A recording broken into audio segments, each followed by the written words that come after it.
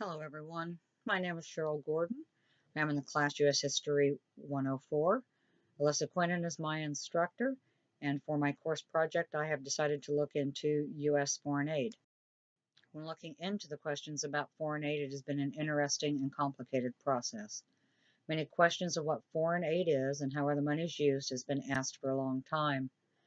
Contributions to foreign aid and how the monies are used led to the discovery that shows how others may not be helping people they have supposedly been targeted to help. Corporations and business companies who contribute to or receive the monies may not be working with the ideals we expect or the best interest for the improvements of the lives of people.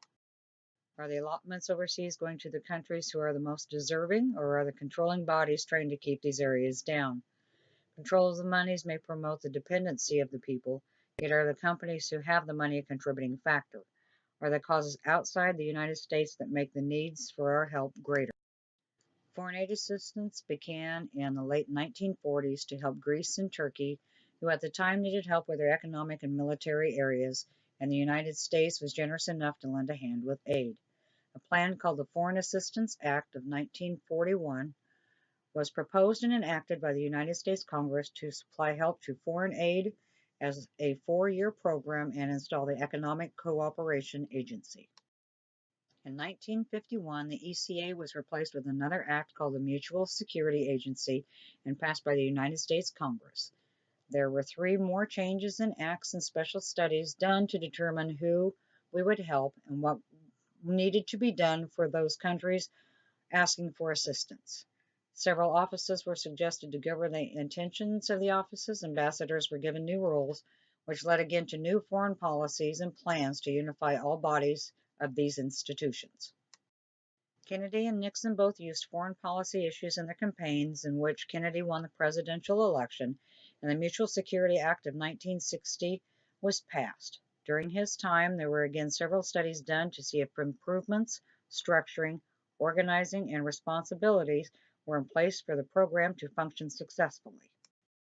President John F. Kennedy wanted changes in educational levels, faster help in taking care of urgent situations, whether large or small scale that occur, as well as help with developing regional areas and national developments. To make sure the nations were also helping with their own areas, the administrations were expected to collect taxes and instill a justice system to oversee social issues. In 1973, many changes occurred, leading to the enactment of the Foreign Assistance Act that included more amendments to the previous policy. The right ideas or governing bodies of the programs did not fit with those of Congress, so there were more changes. The International Development Cooperation Agency was created in 1979, and they were put in charge of decisions and creating a plan to watch over organizations and multilateral banks.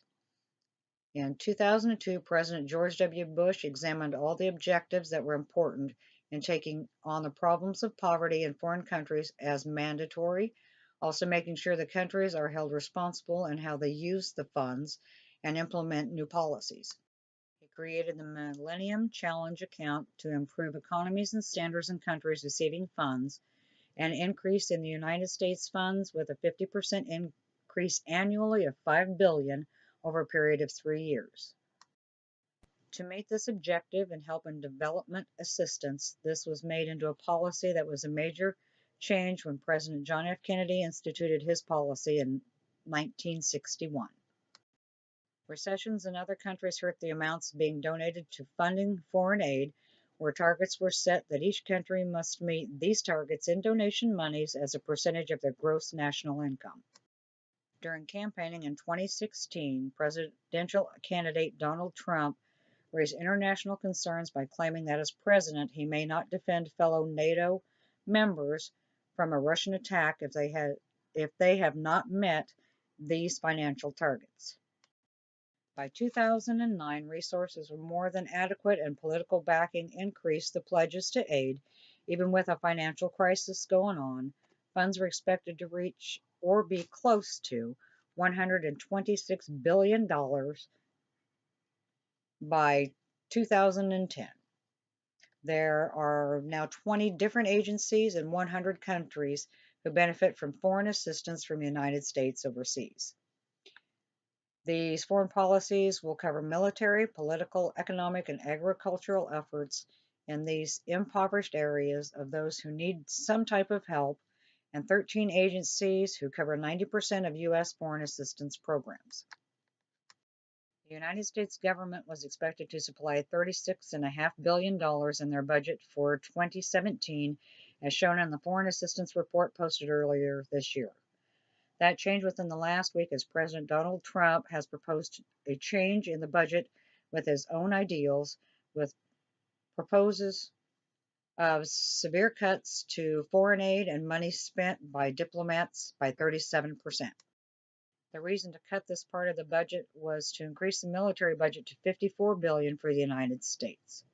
President Trump's thoughts are it would be better to spend the money here than spend it overseas, and it has been intimated the Pentagon receives an average more than $600 billion compared to an annual spending of $50 billion to the departments in charge of foreign aid. Foreign aid has been used so far to save and protect lives in disaster areas and during major upheavals. When these problems strike, aid is given to help rebuild homes, supply people with jobs, and supply health care in areas where it is needed the most. Without this help, farmers would not be able to establish or reestablish a production of food that is essential to feed their communities. Some of the monies help to build or improve industries, thus increasing job opportunities, natural resources, and sanitary issues, and be addressed with education that may be necessary to solve these problems. Unfortunately, there have been drawbacks to these problems as well. Heavy debts incurred from underdeveloped countries who rely on foreign aid because of poverty has led to competition and corruption in politics and political pressures. The economics of some countries are hurting others, even though so far as to elicit threats and pursue favors as a requirement to receive funds from their own governments. Big agriculture and industrial companies are using funds to support themselves rather than help the smaller farmers and businesses, which in turn they have more control and cause extreme inflation problems because of price gouging. When we have always been a nation of humane treatment to others, yet we are now going to instill policies that will not be perceived by others, including the United Nations, as a great nation we were once known to be.